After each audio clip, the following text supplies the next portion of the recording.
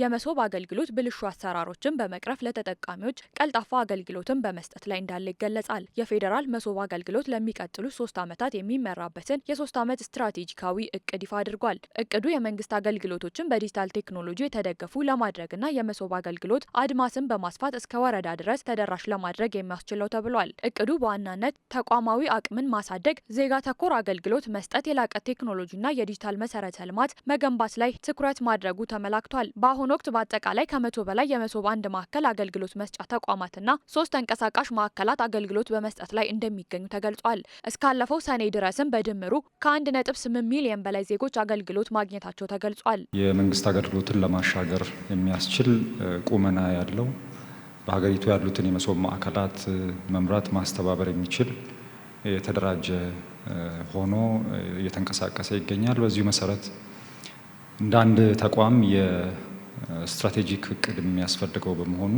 የመሶብ አገልግሎት በሀገራችን ውስጥ ምን መምሰል አለበት የሚለውን አድሬስ የሚያደርግ አቅጣጫ የሚጠቁም ሮድማፕ ተዘጋጅቷል። ይሄ ስትራቴጂክ እቅድ የሚቀጥሉትን 3 ዓመታት የመሶብ አገልግሎት በሀገራችን ውስጥ ምን መምሰል እንዳለበት አቅጣጫ የሚያሳይ ሆኖ ያገለግላል። ወደ 100 ማዕከላት ደርሰዋል።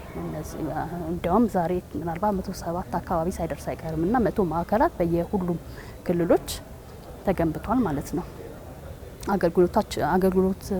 አገልግሎቱም ወደ 2000 በላይ አገልግሎት መስጠት ተጀምሯል።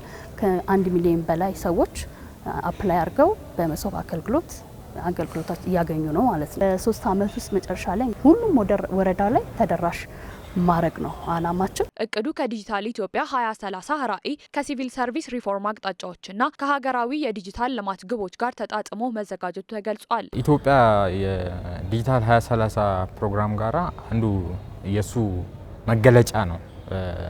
ኢትዮጵያን ዲጂታላይዝ እናደርጋታለን ስንል አንደኛው በአገልግሎት ነው ማለት ነው። እንግዲህ ስትራቴጂካችንን ስንመለከተው አንደኛው ብዙ ተሞክሮዎችን የሌሎች አገሮችንም ተሞክሮ የወሰደ የመሶብ አገልግሎት እስካሁን ድረስ የነበረበት የስኬቶቹን ቻሌንጆቹን እነሱን በደንብ ያጠና እኛም እንደ ኢትዮጵያ እንደገና ደግሞ እንደ ከተማ መስተዳድር ማለት ነው ይሄንን ለማሳካት በጣም ከፍተኛ የሆነ ስራ እየሰራ ነው ያለ ነው። የተለያዩ ክልሎች ከፌዴራል መሶብ አገልግሎት ልምድ በመውሰድ አገልግሎቱን ማስጀመራቸውን ገልጸዋል። በዚህም ተበታትነው የነበሩ አገልግሎቶችን በአንድ ቦታ በመሰብሰብ የአገልግሎት አሰጣጥን ማዘመን፣ ብልሹ አሰራሮችን መቅረፍ፣ የተገልጋዮችን እንግልት ማስቀረት መቻሉን ገልጸዋል። በአማራ ክልል በበጀት ዓመቱ 38 የመሶብ አገልግሎት ወደ ስራ እንደሚገቡም ተገልጿል። ካሁን በፊት የነበሩ በተቋማት ዘንድ የነበሩ የአገልግሎት አሰጣጥ ችግሮች ብቻ አይደሉም፣ ስብራቶች ጭምር ነበሩብን። በተለይም ደግሞ ሰፊ ቢሮክራሲ ነበሩ፣ ውጣ ውረዶች አሉ፣ ምልልሶች አሉ። ጊዜም ትልቅ ሀብት ነውና የሀብት ብክነቶች ነበሩብን። መሶብ የአንድ ማዕከል አገልግሎት ከጀመርን በኋላ እነዚህም ሁሉ ነገሮች ነው ማስቆም የቻልነው። በክልሉ ከ6 ያላነሱ ማዕከላት ኦልሬዲ አልቀው ተጠናቀው ወደ አገልግሎት 4ቱ ወደ አገልግሎት እየሰጡ ነው። 2ቱ ደግሞ ሁሉም ሬዲ ሆነው ጨርሰው አገልግሎት ለመስጠት ዝግጅት ያጠናቀቁበት ሁኔታ ነው ያለው። እንዳጠቃላይ ግን በቅርብ አጠናቀን አገልግሎት መስጠት ስንጀምር እንግዲህ በዚህ በያዝነው በጀት ዓመት ከ38 ያላነሱ ማዕከላት ይኖሩናል። ወደ 96 የሚጠጉ ማዕከላትን ይዘን በ2018 ስራዎችን ስንሰራ ነበረ።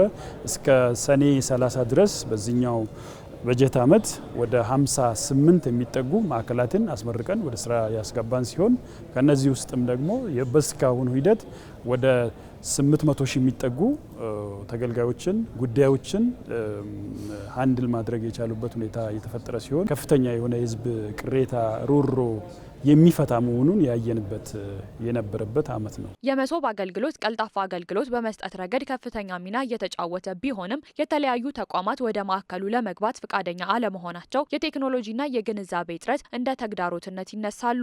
ተቋማትን ተቀባይነት አለማግኘት ነበር። እሱን ማሳመን ረጅም ጊዜ ወስዷል። ተቋማት ግን ከመጡ በኋላ ሰራተኞቻቸውንም ማሳመን ለህዝቡ ተደራሽ የመሆን አላማው ምንድነው የሚለውን ግንዛቤ እንዲያገኝ ማድረግ እሱ ላይ ትልቅ ቻሌንጅ ነበርና ብዙ ስራ ተሰርቷል። ኢቭን ሲስተሞቻቸው ተቋማት ሁሉም እንግዲህ እኛ ጋር የመጡት ተቋማት በሙሉ የራሳቸው ሲስተም አለ።